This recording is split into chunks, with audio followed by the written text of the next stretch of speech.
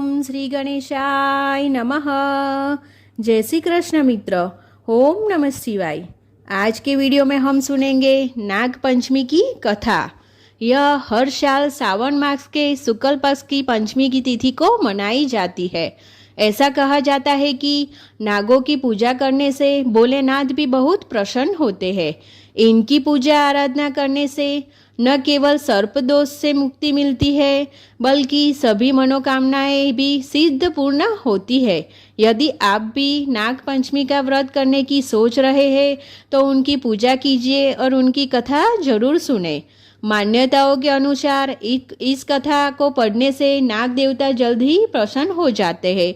इसके पीछे एक पौराणिक कथा है। प्राचीन काल में एक सेठ जी के 7 पुत्र थे। सातों के विवाह हो चुके थे। सबसे छोटे पुत्र की पत्नी श्रेष्ठ चरित्र की विदुषी और सुशील थी, परंतु उसके भाई नहीं था। एक दिन बड़ी बहू ने घर लिपने को पीली मिट्टी लाने के लिए सभी बहू को साथ चलने को कहा तो सभी दलिया और खुरपी लेकर मिट्टी खोदने लगी। तभी वहां एक सर्प निकला जिसे बड़ी बहू खुरपी से मारने लगी। यह देखकर छोटी बहू ने उसे रोकते हुए कहा, मत मारो इसे, यह बेचारा निरपराध है। यह सुनकर बड़ी बहू ने उसे नहीं मारा। तब सर्प एक और जा बैठा। तब छोटी बहू ने उससे कहा, हम अभी लौट कर आती हूँ और तुम यहाँ से मत जाना। यह कहकर वह सबके साथ मिट्टी लेकर घर चली गई और वहाँ कामकाज में फंसकर सर्प से जो वादा किया था उसे भूल गई। उसे दूसरे दिन वही बात याद आई तो सबको साथ लेकर वहां पहुंची और सर्प को उस स्थान पर देखकर बोली और उसके लिए वो दूध लेकर गई। सर्प भैया नमस्कार। सर्प ने कहा, तू भैया कह चुकी है इसलिए तुझे छोड़ देता हूँ, नहीं तो झूठी बात कहने के कारण तुझे अभी डस लेता। वह बोली, भैया मुझसे भूल हो गई, उसकी क्षमा मांगती हूँ। तब सर्प बोला, अच्छा तू आज से मेरी बहन हुई और मैं तेरा भाई हुआ, तुझे जो मांगना है वो मांग ले। वह बोली, भैया मेरा कोई नहीं है, अच्छा हुआ तो तू मेरा भाई बन गया। कुछ दिन व्यतीत होने पर वह सर्प मनुष्य का रूप रखकर उसके घर आया और बोला कि मेरी बहन को बेच दो। सबने कहा कि इसके तो कोई भाई नहीं था, तो वह बोला, मैं दूर के रिश्तेदार में इसका भाई हूँ, बचपन में ही बाहर चला गया था।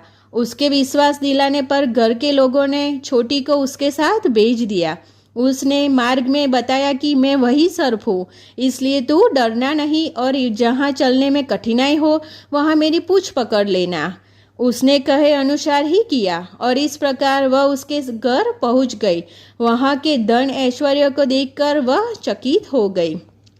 एक दिन सर्प की माता ने उससे कहा, मैं एक काम से बाहर जा रही हूँ, तू अपने भाई को ठंडा दूध पिला देना। उसे यह बात ध्यान न रही और उसने गर्म दूध पिला दिया, जिससे उसका मुख बेतरह जल गया। यह देखकर सर्प की माता बहुत क्रोधित हुई, परंतु सर्प के समझाने पर शांत हो गई। तब सर्प ने कहा कि बहन को अब उसके घर भेज देना चाहिए। तब सर्प को और उसके पिता ने उसे बहुत सा सोना चांदी जवाहरात वस्त्र भूषण आदि देकर उसे घर पहुंचा दिया। इतना ढेर सारा धन देखकर बड़ी बहू ने ईर्ष्या से कहा, भाई तो बड़ा धनवान है, तुझे तो उससे और भी धन लाना चाहिए। सर्प ने यह वचन सुना तो सब वस्तुएं सोने की लाकर दे दी। यह देखकर बड़ी बहू ने कहा, इन्हें झाड़ने के लिए झाड़ू भी सोने की होनी चाहिए। तब सर्प ने झाड़ू भी सोने की लाकर रख दी। सर्प ने छोटी बहू को हीरा मणि का एक अद्भुत हार दिया। उसकी प्रशंसा उस देश की रानी ने भी सुनी और वह राजा से बोली, सेठ की छोटी बहू का हार यहाँ आना चाहिए। राजा ने मंत्री को हुक्म किया कि उससे वह हार लेकर सीधा उपस्थित हो और मंत्री से सेठ जी से जाकर कहा कि महारानी जी छोटी बहू का हार पहनेगी, वह उससे लेकर मुझे दे दे। सेठ जी ने डर के कारण छोटी बहू से हार मंगवा कर दे दिया। छोटी बहू तो यह बात सुनकर बहुत बुरी लगी।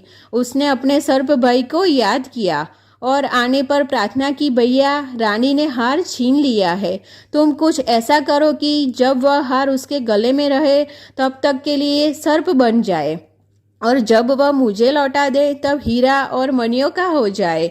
सर्प ने ठीक वैसा ही किया। जैसे ही रानी ने हार पहना वैसे ही वह सर्प बन गया। यह देखकर रानी चीख पड़ी और रोने लगी।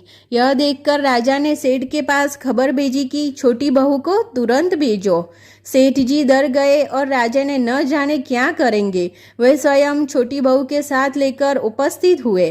राजा ने छोटी बहू से पूछा, तूने क्या जादू किया है? मैं तुझे दंड दूंगा। छोटी बहू बोली, राजन मुझे क्षमा कीजिए, यह हार ही ऐसा ही कि मेरे गले में हीरे और मणियों का रहता है और दूसरे के गले में सर्प बन जाता है। यह सुनकर राजा ने वह सर्प बना हार उसे देकर कहा, अभी पहन कर दिखाओ। छोटी बहू ने जैसे ही उसे पहना वैसे ही हीरे मणियों का हो गया। यह देखकर राजा को उसकी बात का विश्वास हो गया और उसने प्रसन्न होकर उसे बहुत सी मुद्राएं भी पुरस्कार में दी। छोटी वह अपने हार और इन सहित घर लौट आई। उसके धन को देखकर बड़ी बहू ने ईर्ष्या के कारण उसके पति को सिखाया कि छोटी बहू के पास कहीं से धन इतना सारा आया। यह सुनकर उसके पति ने अपनी पत्नी को बुलाकर कहा, ठीक ठीक बता कि यह धन तुझे कौन देता है। तब वह सर्प को याद करने लगी। तभी सर्प उसी समय प्रकट होकर कहा, यदि मेरी धर्म बहन के आचरण पर संदेह प्रकट करेगा तो मैं उसे खा लूँगा। यह सुनकर छोटी बहू का पति बहुत प्रसन्न हुआ और उसने सर्प देवता का बड़ा सत्कार किया। उसी दिन से नाग पंचमी का त्यौहार मनाया जाता है और स्त्रियां सर्प को भाई मानकर पूजा करती है। तो आप भी नाग पंचमी के दिन नाग देवता की आप पूजा करें। और आपको मेरा ये वीडियो अच्छा लगे तो लाइक और सब्सक्राइब करें। धन्यवाद। जय श्री कृष्ण मित्रों।